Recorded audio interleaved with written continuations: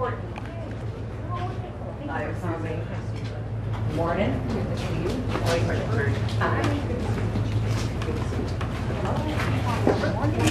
Hi, everybody. How are you doing? Good. Let's go ahead and have a seat.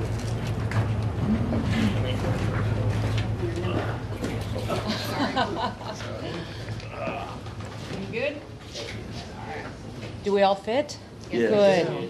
It's wonderful to see all of you. Thank you so much for coming and having a conversation today. As you know, I'm Kristi Noem, the Secretary of Homeland Security, and we have been running the department now for almost a year since President Trump has taken office, and the President of the United States, and won his campaign based on promising to the American people that he would make America safe again.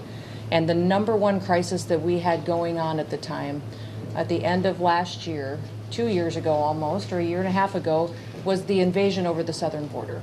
And what we saw as a tragedy happening down here that all of you every single day were living with. And you watched your livelihoods, your ranches, your family businesses be destroyed by what was being allowed by individuals coming into this country that were dangerous. We saw people on the terrorist watch list, suspected terrorist watch list, criminals, people from other countries coming into our country, breaking our laws. They were devastating your land, and many of them were perpetuating crimes against families along the border as they trafficked drugs and humans into our country. The estimated number of individuals that we believe came in during that time under the Biden administration has only increased as we've learned more and more about the amount of people that came in and how they not only have established themselves in our country. We're all continuing to unveil not just the crimes they've committed, but also how they've perpetuated fraud of our benefit programs and programs that were created to serve the most vulnerable people in our country, to give them health care, to help developmentally disabled individuals. Not only were they here illegally and broke our immigration laws, but then they came here and stole from the American taxpayers as well. But I wanted to come down and visit with all of you today to have you share a little bit of your story, maybe a little bit about your family, who you are, where you live, and if it's along the border, and then the dramatic change that you've seen, what you lived through during the Biden administration years, how different it was just a little over a year ago, and what the difference is today. And maybe one of the things that I have always learned my entire life is that we need to be teachable. The greatest gift or trait you could ever teach your kids or people in your life is that every day you can learn something new that can help you do an even better job. So that's why I'm here today, is I want to learn from you. I'm so proud to work for a president that takes the safety of Americans seriously, that this border has had 0 people come into this country illegally in the last 11 months in a row. That's the longest period of time in history. But the president is committed to continuing to do that. And not only why he's doing that, building a wall that will provide the security that our country needs, but then also making sure that we have policies in place and that we're enforcing them that will protect our American way of life for generations to come. So I'm going to turn it over now to our Chief of the Border, Mike Banks, and let him share a few words as well. He lived through the hell of that invasion as well, and has worn many different hats in life, but also this is your home too. This is. And so, like the Secretary said, South Texas is my home. This is where I call home when I'm not up in D.C.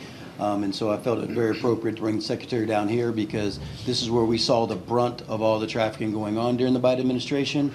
And like the Secretary said, we're not releasing people anymore. Catch and release is over. We're providing consequences, punishment, and deportation for those that are coming to the country illegally. And I thought no better place for the Secretary to come to see the dramatic change that we've been able to bring over the last 11 months.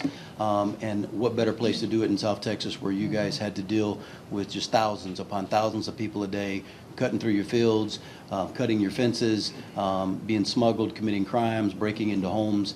And so I really want to thank, Bonnie for having us here, at the White Tip Dove Ranch. We really appreciate you hosting us. And I'm going to kick back over to Bonnie real quick and let Bonnie be the first to tell us our story. Well, we're honored to have you here, Madam Secretary. It's a blessing to have you and all these agents with us today. I can tell you, my family's been here for over 100 years. And there's a couple of different loop farm organizations, but I work for my brother Frank. This is his property. And we're happy to welcome you here to our little piece of the border. And I grew up running around here, riding bikes as a kid, and just my kids grew up down here. We've been farming for a long time.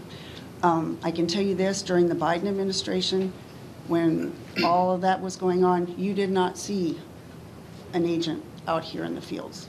They were too busy processing the illegals.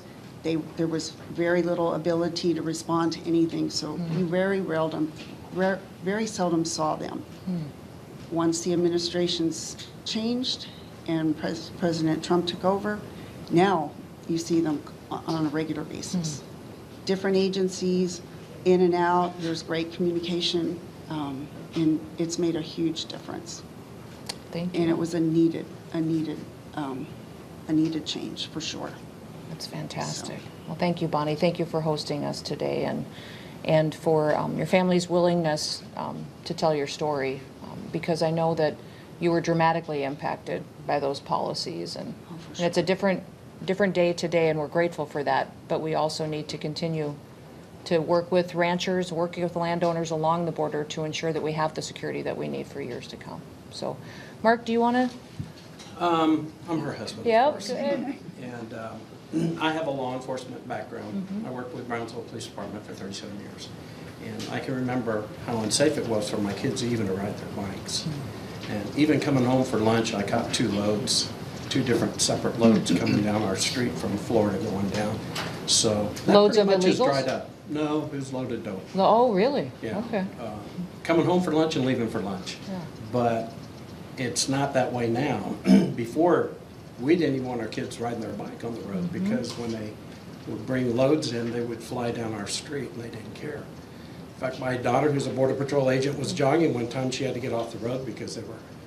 So were they trucks filled with drugs? No, they're cars. The ones that I stopped were cars, and they were just loaded. But that's pretty much dried up because the presence out here is you see a lot more agents out here than you ever did when Biden was, because like I said, it was all the processing that they did. So, but yes, it was bad out here. It's incredible. We have seen since President Trump has been in office, just over the southern border, a 56% drop in just fentanyl that's been coming over the border. So significant of what just enforcing the law and having our Border Patrol agents out here being able to do their jobs again, what it does do for slowing down drug traffic. And it was a specific agenda by the cartels working with our enemies to kill off our next generation of Americans.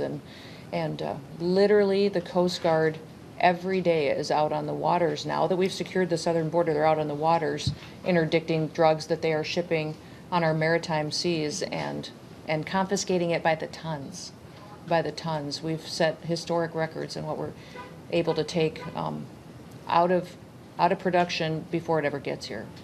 But I never thought about the fact of the roads being dangerous down here because so many loads. Well, Bonnie and I, a year ago last summer, right before I retired and before President Trump took office, were walking and we went over the levee, and there were 3 guys carrying bundles. Was there? Yeah, Really? that we ran into.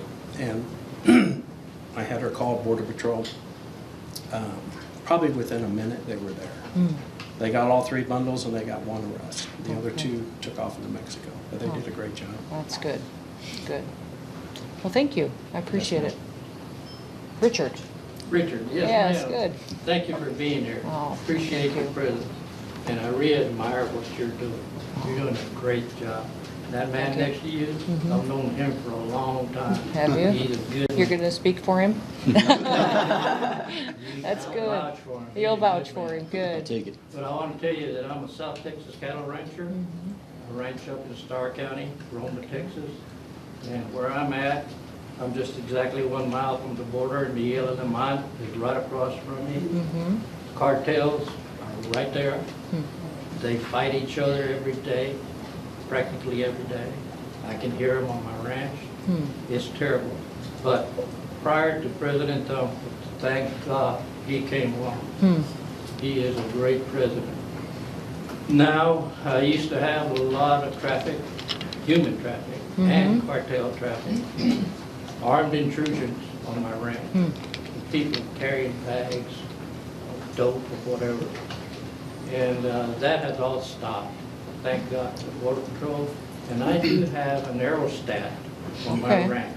Do you? Which, thank Thank God, you. Border Patrol, I've had them there for a long time. I don't even charge them, ma'am. They're free. Thank you. Okay. I appreciate it. Thank you. They're welcome to stay because I sleep better on my Yeah. ranch knowing that they're there. They come in and out of the ranch all the time. They've stopped so many people already. But it's been a lot better. In fact, it has been exceptionally better since President Trump came along. I always wanted it to be.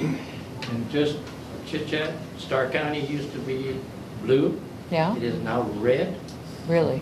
It is Did red. people change how they were voting because of what they saw happening at the border? Yes, ma'am. Yeah. And I can attest to you what they used to do, tear down the fences, cattle, tear down anything you could think of. It was horrible.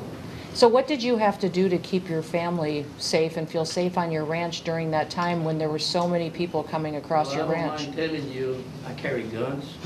Yeah, yeah, Self-defense, I've got a double-barrel shotgun, yeah. you know, and I got 357 in my Good. truck all the time when I'm out of trash. But I built a game warden, a game fence around the ranch, Okay. which has been real helpful, but they tear that thing in. And that's expensive to rebuild. Yeah. But the experience has been pretty much stopped, you know, since President Trump came along.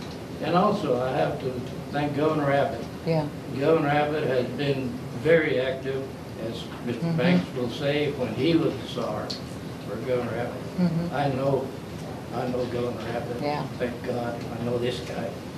So, you know, it's a big improvement to have the Border Patrol, the DPS, all around in Starr County. There's still some illegal activity going on, Yep. you know, but the human trafficking has pretty well stopped, Good.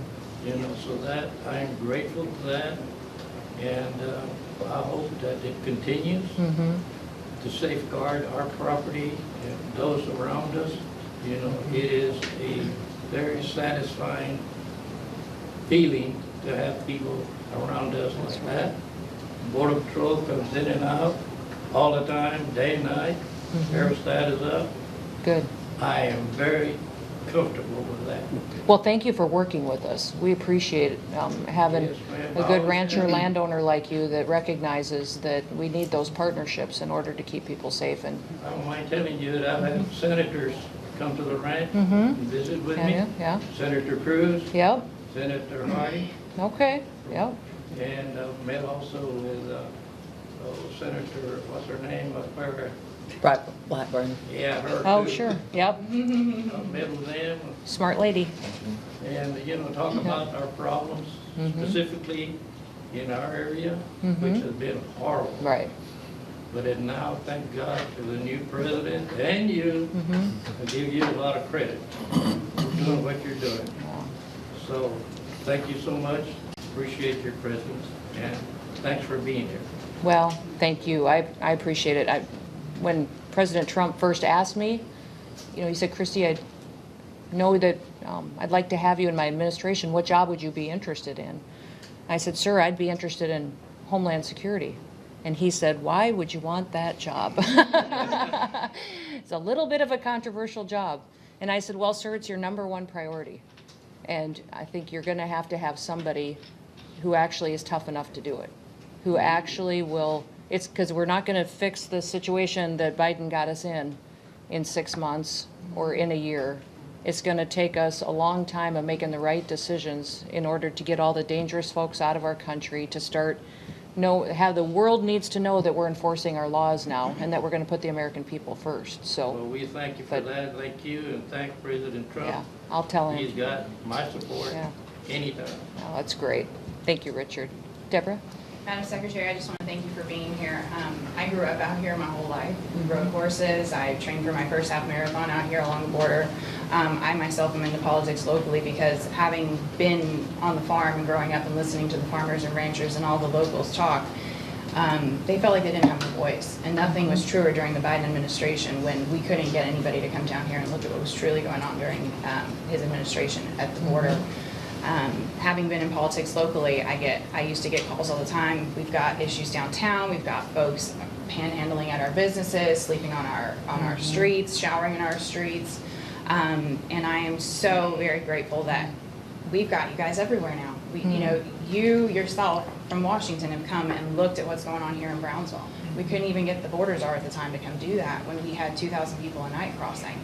And I am very, very grateful to see the steps and the strategies that the president has put in place to help combat what we were seeing a couple years ago. Good. And I'm thrilled. I was one of the ones down here locally that championed to help him get elected, and I'm absolutely thrilled to see him in office and doing what he said he was going to do, which was one of our top priorities living here on the border for sure, and having to deal with it daily.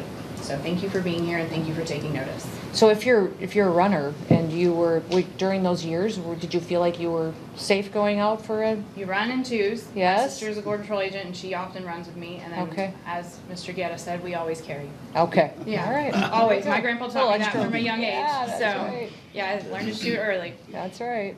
Good. Yes, sir. Tommy Gendrish, Tommy. fourth-generation Texan, born here, and farm vegetables and ranch cattle, ranch up in Benny's County up there. Okay. So I've had experience with illegals there and down here. Don't have a river farm, but I know many of these guys that do have these river farms, what they've been going through, but it's the same way. We have a friend there in Eagle Pass that was, 2,000 a day. And it's gone to nothing, like you said.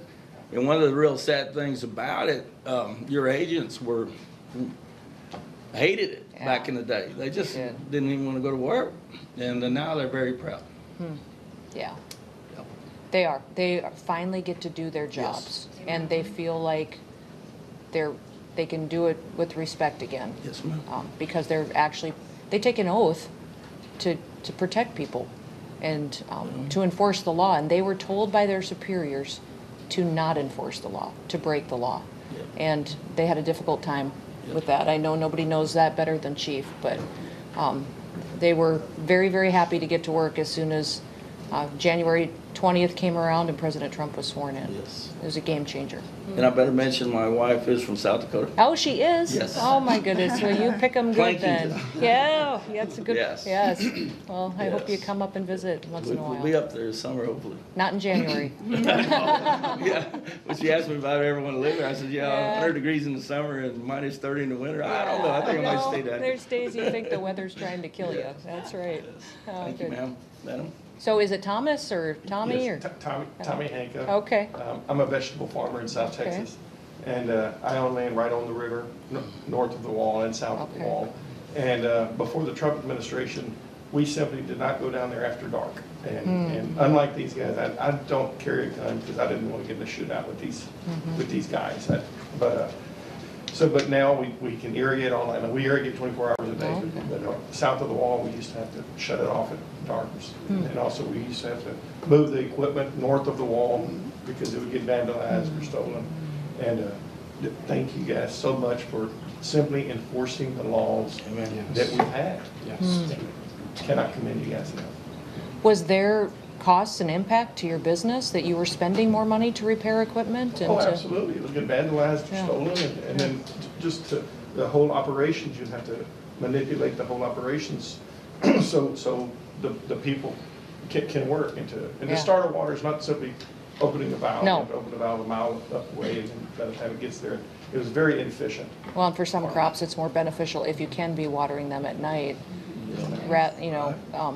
They will do better, and the fact that you weren't able to do that means you weren't able to have the production you necessarily could have. I'd love to comment that the Border Patrol agents that I meet, they're all professional, they're polite, they're good guys. You have a good group of people. Good, Yes. good. Thank you. I think so too. Yep, go ahead.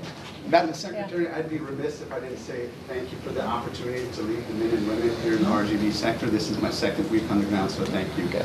And additionally, on behalf of 3,300 agents here in the RGB, thank you. And I'm going to echo some of the sentiments. During the last administration, effectively 3,300 agents here were muted. They weren't able to do the job. They were relegated to desks and offices processing illegal aliens into this country. I was here 5 years ago when we had 2,000 to 3,000 entries a day. To see it now and to see the morale of the agents and actually enforcing the law again, thank you for the policies and thank you for the unprecedented support. Really appreciate it. What do they need? More wall, more barrier, and that's coming with time. Okay. To continue closing some of the gaps that were left during the Biden administration or areas of wall that weren't finished. We have approximately 60 miles here that haven't been complete, and the cartels are still exploiting some of those gaps. We fill those with our partners, DOW, our Department of War partners, and Coast Guard has come down to assist us. We appreciate the support there as well, ma'am, to close some of those gaps. But once we have an effective wall and then a buoy system in, that will prevent and allow agents to respond in time to interdict. Good. Yeah, we're going to get the opportunity here in a little bit to go look at some of the new buoy system that's going in and being installed. But getting that wall built is one of the top priorities of President Trump. He asks about it all the time, making sure that it's going to be built. And what his concern is that you get an administration in the future, if you just install technology or cameras and don't have a complete full wall and infrastructure, that if there's an administration that wants to do what Joe Biden did before, they would just turn off the technology. And then you'd have no security at all. So we're going to get it built and build it. He's very particular how he wants it built. He knows exactly what he wants, and we'll make sure that it's strong and that it lasts for generations. Thank you. Paul. Well, Secretary, I'm glad that you're here to see this firsthand. I'm one of the 3,300 agents. Started my career almost 29 years ago. So I was here in Brownsville, in this specific area, in 97 and 98 when we were being overrun back then. And then what Biden did was far worse than what Clinton did, during his term. And so I can tell you, this area, I've been fortunate to bring numerous CODELs, members of the House and Senate, down here to see for themselves exactly what was going on and to actually witness the Biden administration literally lay down the red carpet for the illegal aliens to come across. And so if it weren't for Governor Abbott, and at the time Borders are Banks, shutting that area down, Texas would have become #1 for apprehensions. Fortunately, we had a governor at the time that was willing to step in and make sure that didn't happen. But our agents were, they were humiliated by what they were having to do.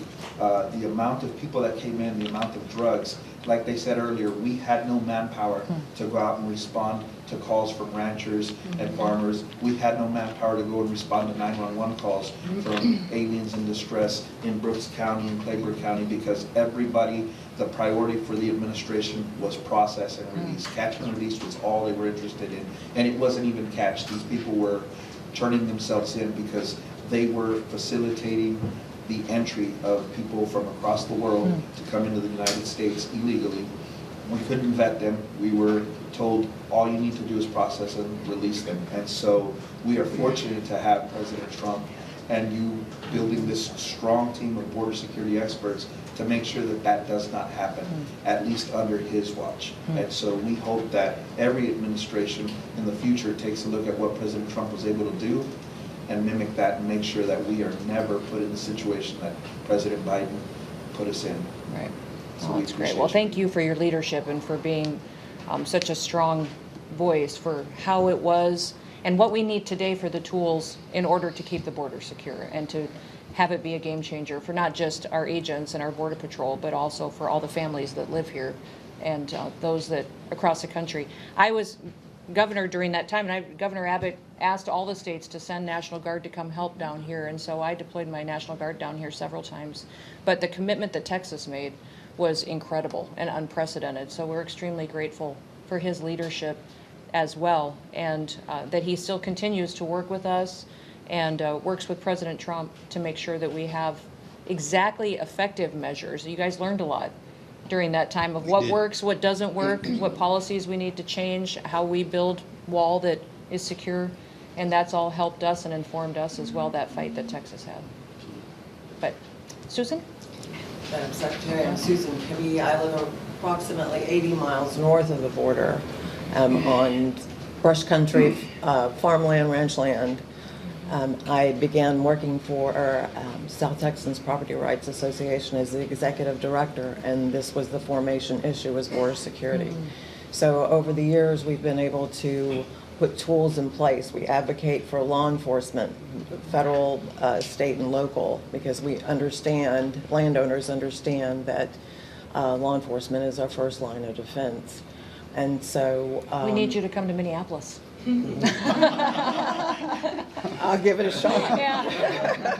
You probably heard what some of the hotels up there have done to our law enforcement. Yes, but then up I there. heard what's happened since. Yes. So that Hilton, so that's good news. Yep. And so over the years, we've seen the ebbs and flows, and even during the Obama administration, we had attention that, paid to us. We were able to go and advocate and get someone to hear us and come down and see what was going on. But with the Biden administration, it was like the landowner is not important. We don't care about you. We don't care about your safety. It's open borders, let them in.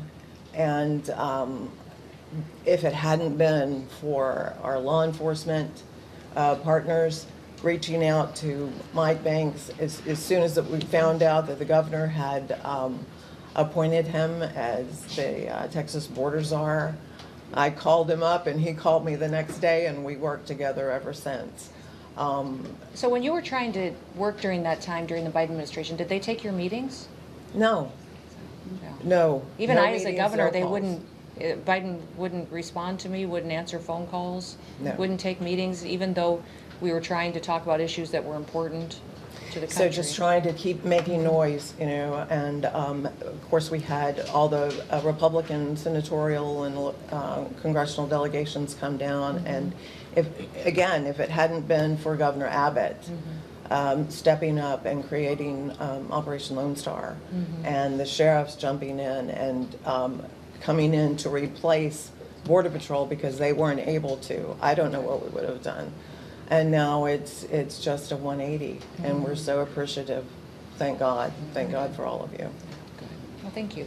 You're welcome. Yes, sir.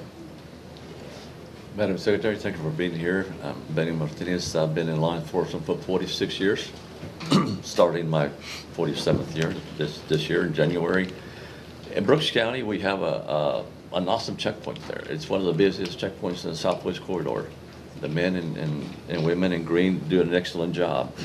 Our issue is the fact that we're 70 miles north of the border. We recover a lot of dead bodies.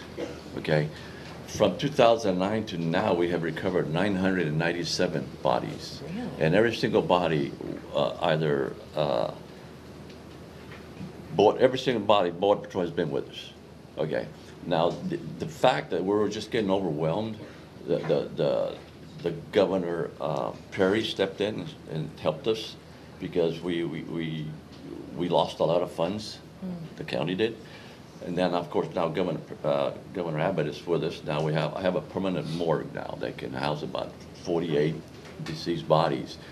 But what Border Patrol did that helped us tremendously is the fact they were so mission driven that they fostered a missing migrant program where they were able to identify a lot of these bodies, and we got them back to the respective countries. They're also part of the group that when we meet with the consulates, we visit with consulates on a constant basis, every quarter, every half year, just to see the updates on it, because there's always missing persons. Okay, so last year alone, because of all the implementations the Border Patrol doing, basically enforcing the rule of law, right, and doing what they've done along the river, we only recovered 8 bodies for the year. 8. Is that, tell me what the perspective was. What was it 2 years ago? 8 from 65. Wow, really? Yeah. So that's amazing. Yeah, it is. Now, a lot of these bodies we recovered actually have been there 36, 48 months. Because what happens, our terrain is real sandy, So when they die, the feral hogs will come in and start taking the body apart. So when they move cattle, the dirt comes up, and here comes up the remains. So that's how we recover these bodies. So it's one of those issues that without the men and women up in green, we wouldn't have been able to have done it. Are most of period. these bodies migrants that crossed and died from exhaustion, died from Either heat? we recovered 6 bodies all tangled up together. That was one of the hard freeze we had back in South Texas. They were all together, they're all hugging each other, and we had a hard time to kind of See, dislodging them. that's the inhumanity of what Joe Biden did. Yes. Is by doing that and sending the message around the world that come to America, our borders are open, it encouraged people to come and to make that trek and to put their lives in jeopardy and to endanger their children. And so many children got lost and trafficked and ended up in situations like that because they were, handled by the cartels and. Yeah, yes, and this is not to say about the rape victims we've had also. And Border Patrol is aware of the rape victims. They're victims. They get victimized by the same guide, the coyote. They do that to them. So it's been quite a challenge for us, but because of this administration implementing all the right objectives, right, being mission-driven, so it's helped us a lot on our end. Were the majority of the bodies from Mexican descent, do you think? No, or ma'am. We have, I think, 4 different countries: El Salvador, Honduras, Mexico, and Guatemala. Okay. Okay. Did I leave one out? I think, right, Paul, that's pretty much, Those are the main ones. those are the main ones. Okay. And it varies from the age of 18 to 65, 70. There's no, males and females, they're around about 50-50. Doesn't discriminate, it happens. Okay. It happens. Well, thank you. Thank you, Benny. Thank you for your service, too. Yeah, thank you for being here, man. Appreciate it. Hi. Hi. Thank you so much for being here. We really appreciate you and everything that you've done. I am a 3rd-generation farmer. I farm just down the road in San Juan. Every day I farm behind the wall, right on the river. And my family has been there for 85 years. We own that land. We farm that land. It's our livelihood. It's what we love to do. We're blessed to do. It's interesting being a female down there by myself every day, checking fields, driving around by myself, and it's been incredible to see the change since President Trump has taken office and just the empowerment of the agents to do their jobs. I could go days without seeing an agent, in the previous years. Now on my river farm, I see 4 or 5 different agents every day, and work with them very well, always acknowledge them, say hello. They know we will support them in any way. They are always respectful of the work we're doing down there. They're great to work with. There were times in the past when I would be checking fields and hear gunshots and just run to my car as fast as I could and drive off. We would be harvesting and there would be machine gun fights, a couple yards away, right across the river. We're farming directly on the river. So just to have the agents there able to do their job, it's allowed us to operate much more efficiently. It's allowed us to be there when it gets dark, like they were saying. And, we run equipment down there 24 hours a day. We irrigate down there 24 hours a day. So having that security and, feeling safe to do our job and feeling safe to feed the country and, do what we're here to do is just a big blessing for us. So we appreciate it very much. Well, thank you all. What do I need to know? Or what's a question that you may have or something that you think would be beneficial? Yes, sir. I would like to see an aerostat go back to Brooks County, ma'am. Okay. Because of that checkpoint, they circumvent the checkpoint. Yep. So that's just how we get these walkers, those drive-throughs. Yep. Where it's picking up again. Okay. So that is very essential to assist Is that scheduled to be? the men and women in Border Patrol, Okay. and us, for that matter. Yep. And I think that our communications is getting better, as always, but we need that.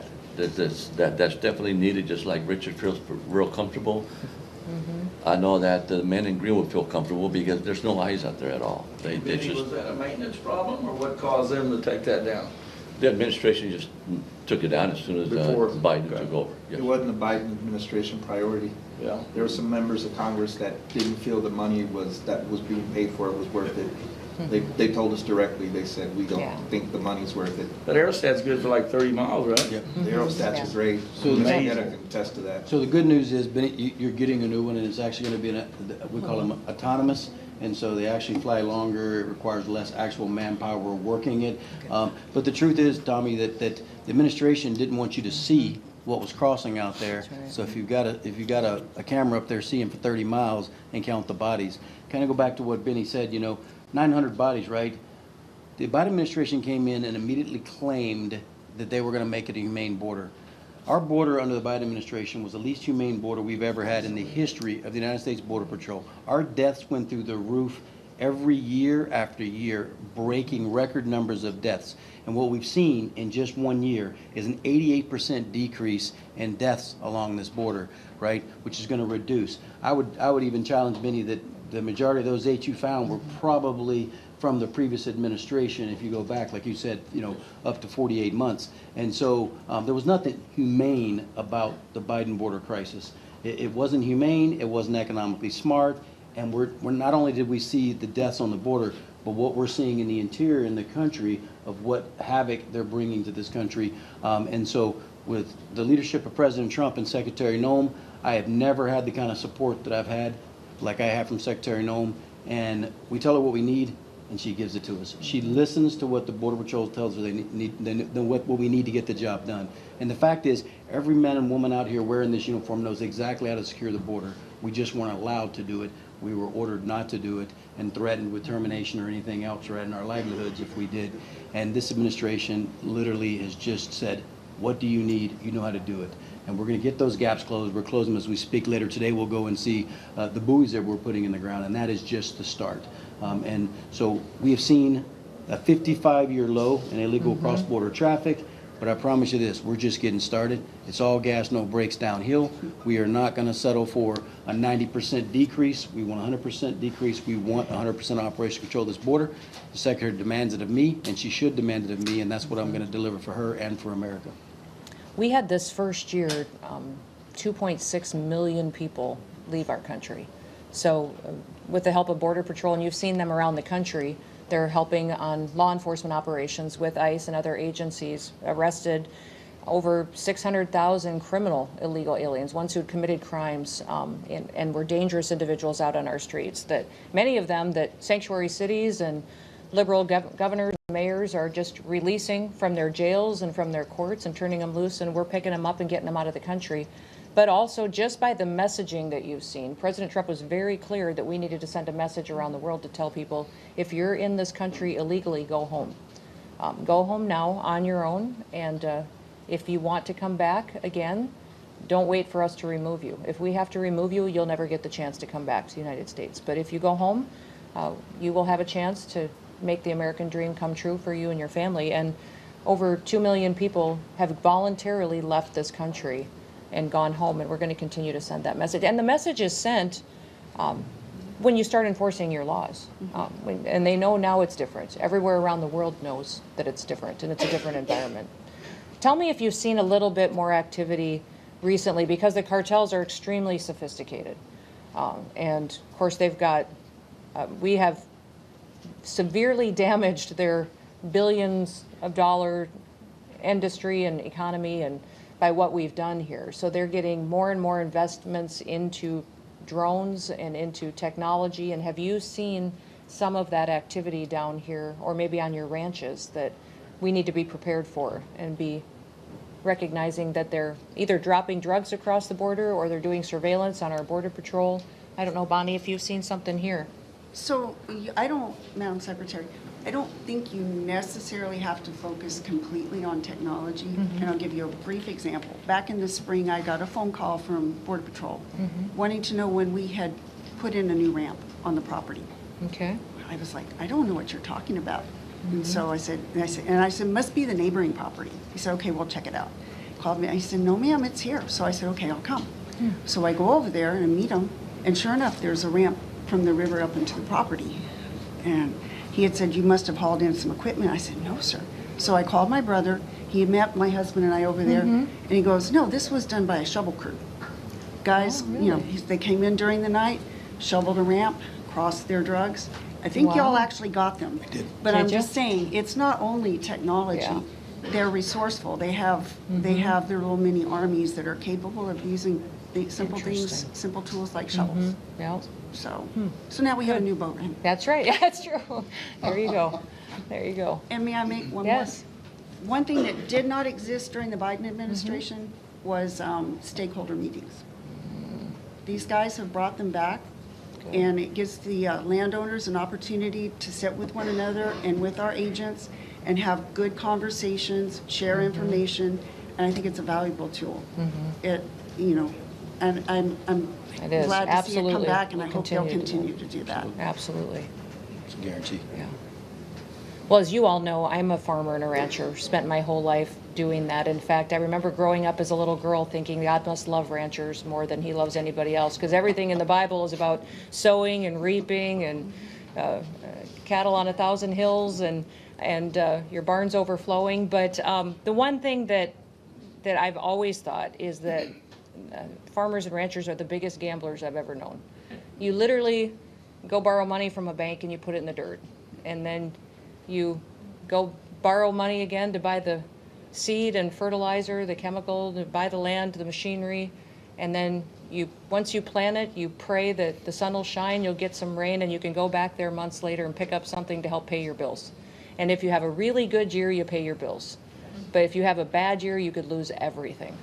And I've never known a career or a choice that is such a risky business, but yet people who do it because they love the land, they love the legacy of it, they recognize the importance of feeding this country. And so I want to thank you for what you do.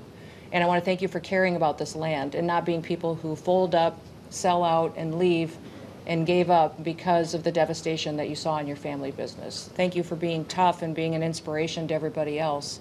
And you will always have the ear of President Trump, because he's here to fight for you and for your business. Thank you for feeding us and for being an inspiration, but also thank you for giving us all the advice and wisdom and supporting our law enforcement as they continue to keep the border safe and to keep our country safe. Is there anything else? Yes, sir? You know, farming and ranching is a matter of economics. That's what it is. And you hit on it right on the head, because economics. Yeah. When you're risking everything that you have, you know, you never know how you're going to come out. But in the end, it's a matter of economics. That's right. How you handle it is important. Yeah. But sometimes the weather, you Politicians. can't do anything about that. Maybe you got a lot of snow, we got a lot of drought. That's right.